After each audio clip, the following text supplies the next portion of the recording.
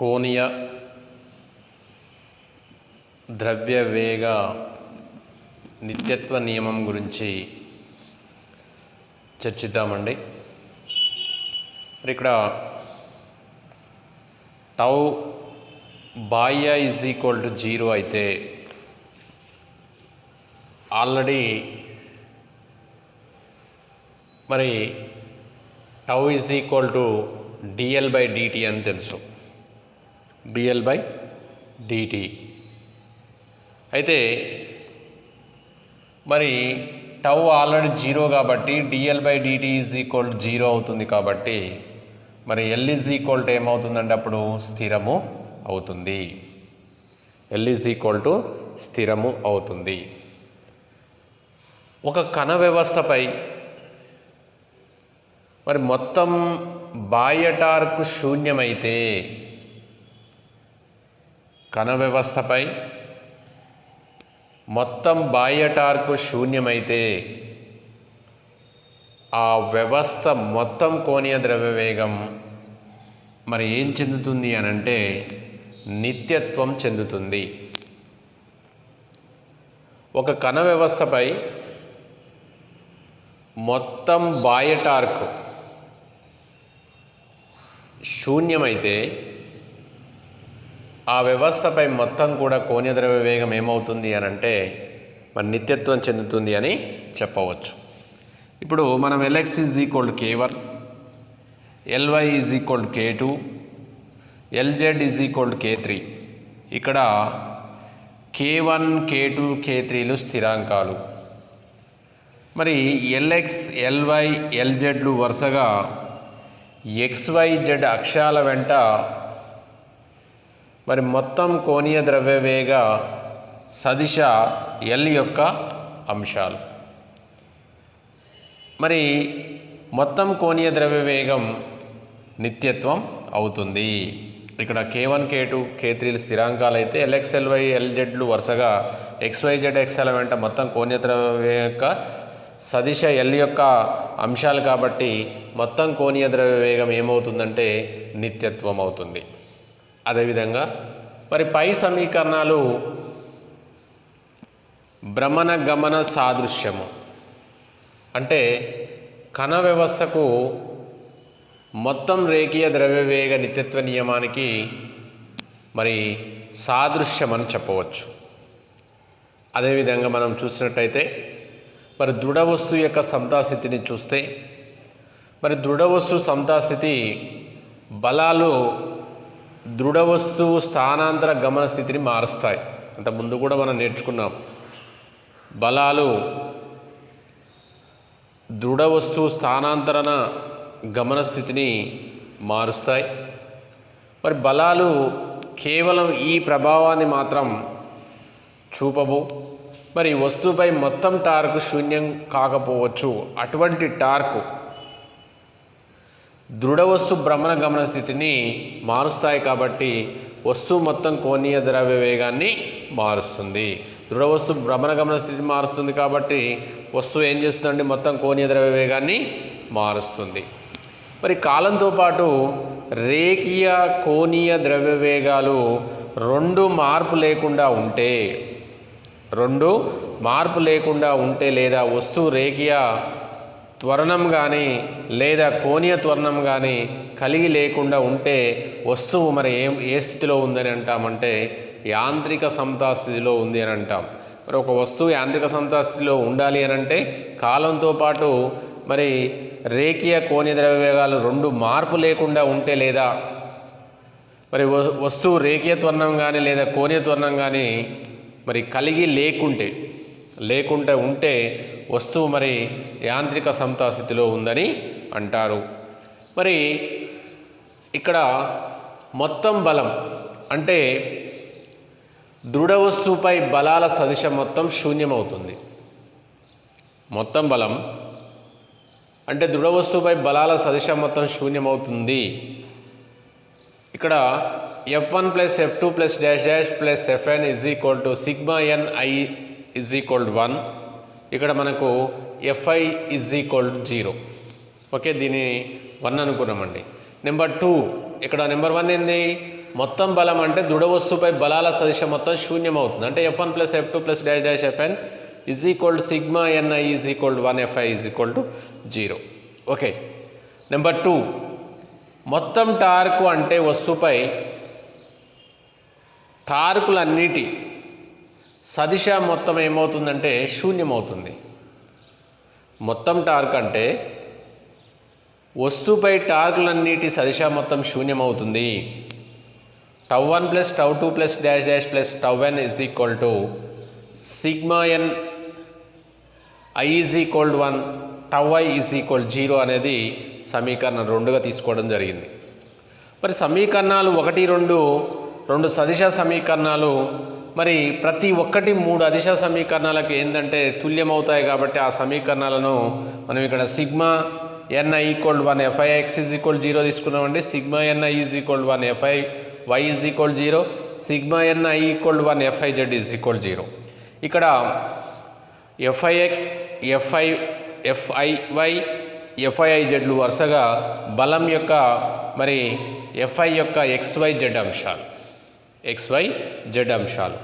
అలాగే సమీకరణం 2 మరి 3 అదిశ సమీకరణాలకు తుల్యం కాబట్టి మరి sigma Ni = 1 τix = 0, sigma Ni = 1 τi y = 0, sigma Ni = 1 τIz = 0.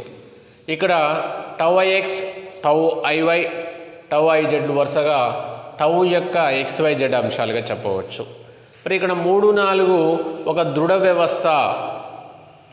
3, 4 అనే సమీకరణాలు చూస్తే ఒక దృఢ వ్యవస్థ యొక్క యాంత్రిక సమతాస్థితిలో ఉండడానికి మరి సంతృప్తపరచవలసిన 6 స్వతంత్ర నిబంధనలు తెలుపుతాయండి. సంతృప్తపరచడానికి 6 స్వతంత్ర నిబంధనలు తెలుపుతాయి. కాబట్టి పలు సమస్యలలో వస్తువుపై ప్రయోగించే బలాలన్నీ కూడా తలియాలై ఉంటాయండి. ఏంటిది? పలు సమస్యలలో వస్తువుపై ప్రయోగించే బలాలన్నీ కూడా ఏకతలియాలై ఉంటాయని చెప్పవచ్చు.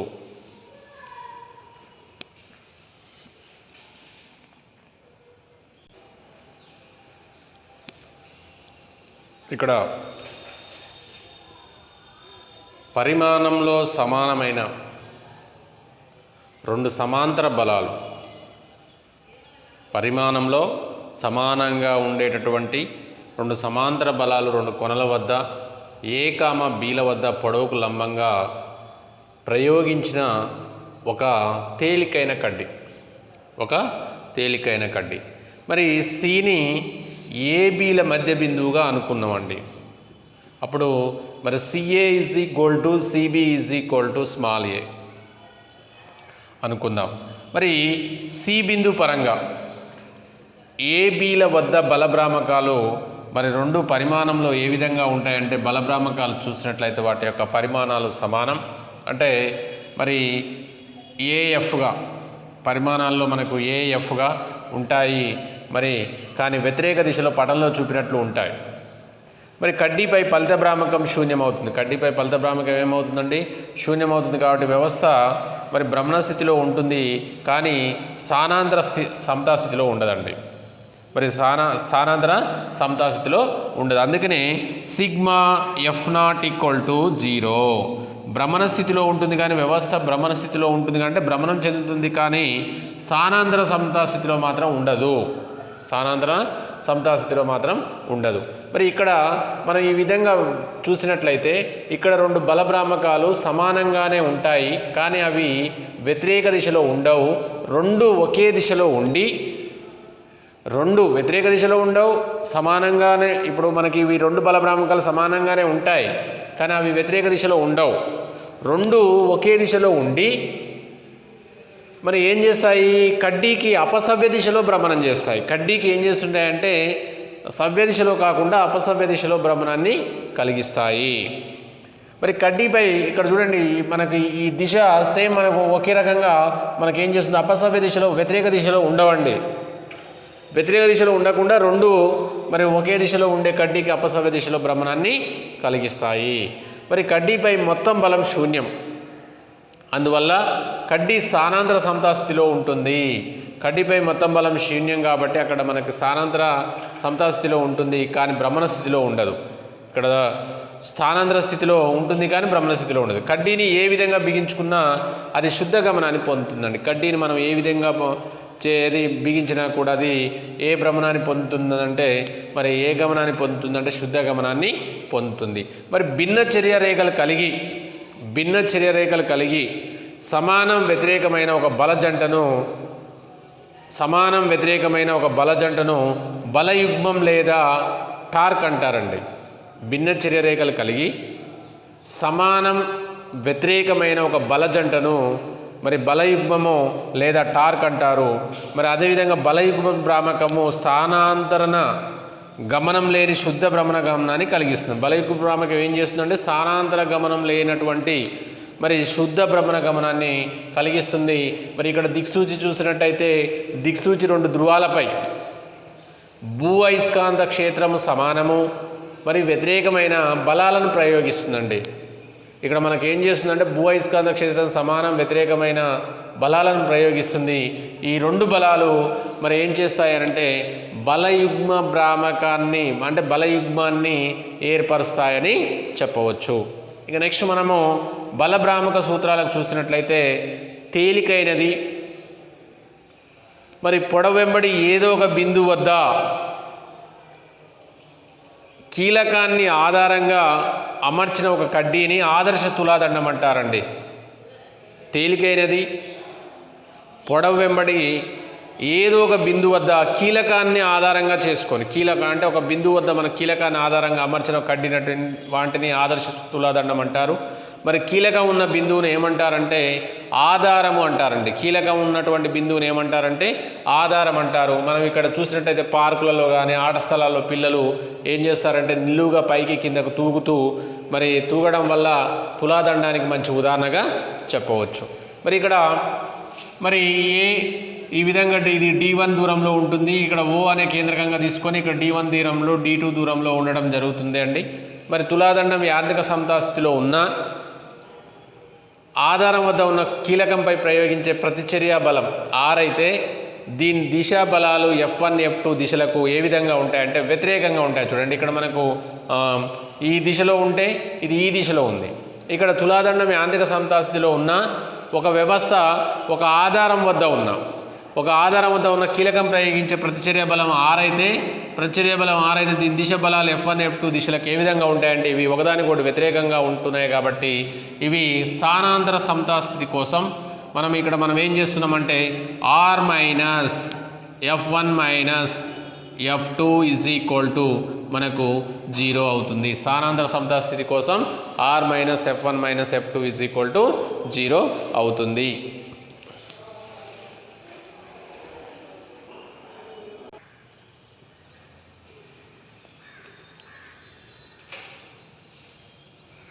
ఇక్కడ భ్రమణ సమతాస్థితి కోసం ఆధారం పరంగా బలభ్రామకాల మొత్తం శూన్యం కావాలి. ఇక్కడ D1 F1 minus D2 F2 = 0. Okay, మరి సాధారణంగాను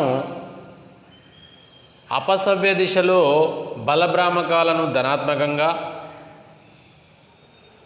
సవ్య దిశలో రుణాత్మకంగాను తీసుకుంటారు.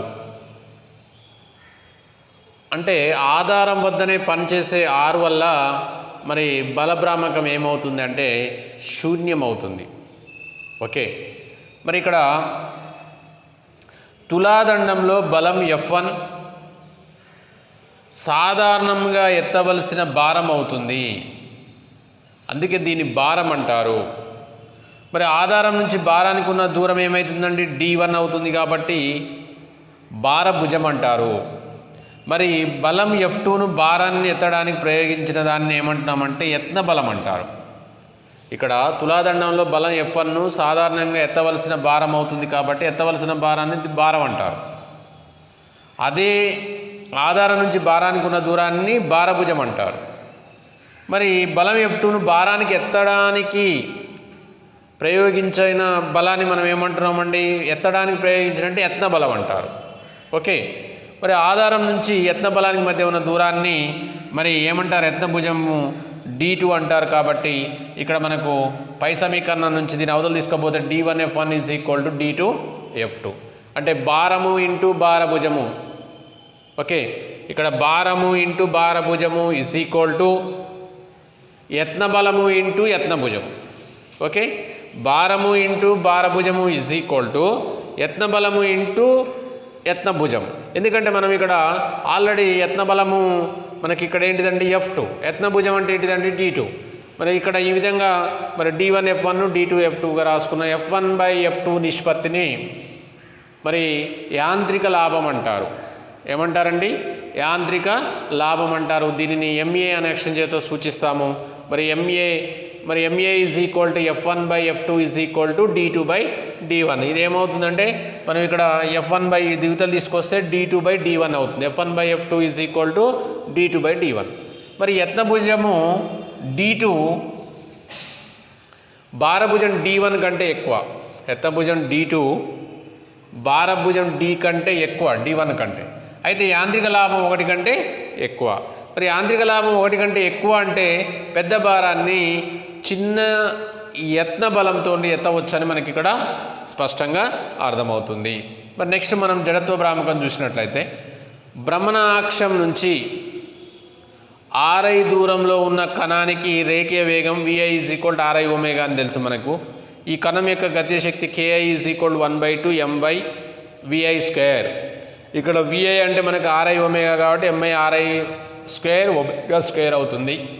ఇక్కడ mi అనేది కణం ద్రవ్యరాశి, వస్తువు మొత్తం గతిజ శక్తి K, మరి వైయక్తిక కణాల గతిజ శక్తుల మొత్తం అవుతుంది కాబట్టి K is equal sigma n I is equal 1 KI. ఇందులో మనం దీన్ని 1/2 sigma ni is equal 1 mi/Ri ఒమేగా² అని రాసుకోవచ్చు. ఇందులో 1/2 ఒమేగా² బయటికి రాసుకుంటే sigma n I is equal 1 mi/Ri² అవుతుంది.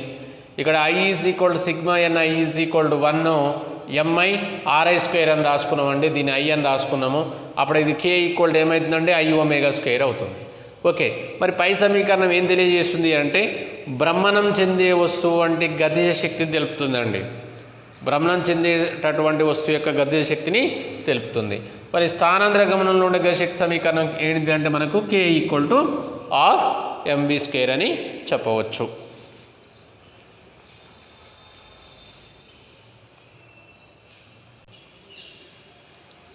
ఇక్కడ మరి నిర్దిష్ట అక్షాల పరంగా కొన్ని క్రమాకార వస్తువుల యొక్క జడత్వ భ్రామకాలు చూద్దామండి. మరి కొన్ని నిర్దిష్ట అక్షాల పరంగా కొన్ని క్రమాకార వస్తువుల యొక్క జడత్వ భ్రామకాలు చూసినట్లయితే ఇప్పుడు మనం ఇది Z, ఇక్కడ వస్తువు, ఇది అక్షము, ఇక్కడ పటము, ఇక్కడ I. ఓకే, ఇప్పుడు I అంటే జడత్వ భ్రామకం. ఇక్కడ సన్నటి వృత్తాకార కంకణము వ్యాసార్థం, ఏది వస్తువు, సన్నటి వృత్తాకార కంకణము వ్యాసార్థం. ఈ కంకణము సంబంధించింది అన్నమాట. ఓకే, తలానికి లంబంగా కేంద్రం వద్ద, తలానికి లంబంగా కేంద్రం వద్ద చూసినట్లయితే అప్పుడు దాని యొక్క జడత్వ భ్రామకం ఏమవుతుందని అంటే mr² అవుతుందండి, mr². మరి సన్నటి వృత్తాకార కంకణం వ్యాసార్థం యొక్క వ్యాసం చూసినట్లయితే వ్యాసం అంటే ఇంకో ఈ విధంగా వస్తుంది కాబట్టి ఇంకో ఈ విధంగా తీసుకుంటాం కాబట్టి ఇది మరి mr²/2 అండి, mr²/2. మరి సన్నటి కడ్డీ పొడవు L, కడ్డీకి లంబంగా మధ్య బిందువు వద్ద చూసినట్లయితే మరి ఇది మనకేమవుతుందంటే ml²/12. మరి అదేవిధంగా వృత్తాకార బిళ్ళ యొక్క వ్యాసార్థం R, మరి పళ్ళెం యొక్క తలానికి లంబంగా కేంద్రం వద్ద చూసినట్లయితే మరి ఇది ఏమవుతుందంటే mr²/2 అవుతుంది. జడత్వ భ్రామకం ఏమవుతుందంటే mr²/2 అవుతుంది.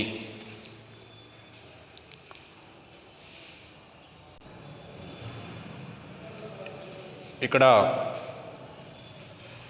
మరి ఐదో చూసినట్లయితే వృత్తాకార బిళ్ళ వ్యాసార్థం R, మరి ఇది అక్షము వ్యాసం పరంగా కాబట్టి ఇక్కడ మనకి ఇది జడత్వ భ్రామకము mr²/4 అవుతుందండి. మరి అదేవిధంగా బోలు స్తూపము వ్యాసార్థం 6 చూసినట్లయితే ఇది స్తూపం అక్షం కాబట్టి అక్షము అంటే మనకు స్తూపం యొక్క అక్షం ఏమవుతుంది అని అంటే mr² అండి. ఓకే, మరి ఘనం యొక్క స్తూపము వ్యాసార్థం చూసినట్టయితే ఇది స్తూపం యొక్క అక్షము, స్తూపం యొక్క అక్షము కాబట్టి స్తూపం యొక్క అక్షం కాబట్టి మరి ఇదేమవుతుంది mr²/2. ఓకే, ఘనపూర్ణ స్తూపం అండి, ఇది ఘనపూర్ణ స్తూపం. ఇదేమో బోలు స్తూపము, ఇదేమో ఘనపూర్ణ స్తూపం యొక్క వ్యాసార్థం 6. అదేవిధంగా ఘనపూర్ణ గోళము వ్యాసార్థం 6 చూసినట్టయితే దీని యొక్క వ్యాసము ఏమవుతుందంటే 2mr²/5 అవుతుందండి, 2mr²/5 అవుతుంది. ఇవి కొన్ని నిర్దిష్ట అక్షాల పరంగా వస్తువుల పరంగా జడత్వ భ్రామకాలండి. మరి అదేవిధంగా ఒక వస్తువు జడత్వ భ్రామకము వస్తువు ద్రవ్యరాశి పైన దాని ఆకారం, పరిమాణము, బ్రహ్మణాక్షం పరంగా వస్తు ద్రవ్యరాశి వితరణ పైన, బ్రహ్మణాక్ష స్థానము దాని ద్విగ్విన్యాసం పైన ఆధారపడి ఉంటుందండి. జడత్వ భ్రామకం అనేది ఏంటిది అని అంటే వస్తు ద్రవ్యరాశి పైన దాని ఆకారము, పరిమాణము, బ్రహ్మణాక్షం పరంగా వస్తు ద్రవ్యరాశి వితరణ పైన, బ్రహ్మణాక్ష స్థానం దాని దిగ్విన్యాసం పైన ఆధారపడి ఉంటుంది. మరి జడత్వ భ్రామకం విలువ మితులు చూసినట్లయితే ml² అండి. జడత్వ భ్రామకం యొక్క మితులు ml². మరి దీనికి ప్రమాణం చూసినట్లయితే kg/m². ఓకే, ఒక వస్తువు భ్రమణ జడత్వాన్ని కొల్చే ధర్మం ఉన్న అత్యంత ప్రాముఖ్యత కలిగిన భౌతిక రాశి ఏంటిది అని అంటే జడత్వ భ్రామకం అండి. మరి అత్యంత ప్రాయోగిక ఉపయోగం కలిగి ఉంది. దీనికి మనకేంది అత్యంత ప్రాయోగిక ఏది మనకు ఉపయోగం కలిగి ఉంది. మరి ఆవిరి యంత్రము ఇతర యంత్రాలలో భ్రమణ గమనాన్ని పొందడం కోసం అత్యధిక జడత్వ భ్రామకం కలిగిన చక్రాలు ఉంటాయి. ఆవిరి యంత్రాల్లో కానీ ఇతర యంత్రాల్లో కానీ ఈ వృత్తాకార బిల్ల చక్రాలను ఏమంటారంటే మరి గతిపాలక చక్రాలు అంటారండి. ఏమంటారండి? గతిపాలక చక్రాలు. అంటే ఆవిరి యంత్రం ఇతర యంత్రాల్లో భ్రమణ గమనం పొందడం కోసం, అంటే భ్రమణ గమనాన్ని పొందడం కోసం అత్యధిక జడత్వ భ్రామకం కలిగిన చక్రాలను గతిపాలక ఏది వృత్తాకార బిల్ల చక్రాలను గతిపాలక చక్రం అంటారు.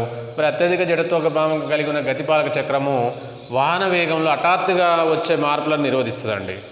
ఇక్కడ ఏం చేస్తుందంటే అత్యధిక జడత్వ భ్రామకం కలిగిన గతిపాలక చక్రం వాహన వేగంలో ఏం చేస్తుందంటే హఠాత్తుగా వచ్చే మార్పులను మరి నిరోధిస్తుంది. మరి గతిపాలక చక్రం వేగంలో మార్పులను క్రమేణా కలగజేసే గమనంలో కుదుపులు లేకుండా, గతిపాలక చక్రం వేగంలో మార్పులను క్రమేణా ఏం చేస్తుందంటే కలగజేసుకొని గమనంలో ఉన్న కుదుపులు లేకుండా వాహనంలోని ప్రయాణికులకు ప్రయాస లేని ప్రయాణాన్ని చేకూరుస్తుందని చెప్పవచ్చు.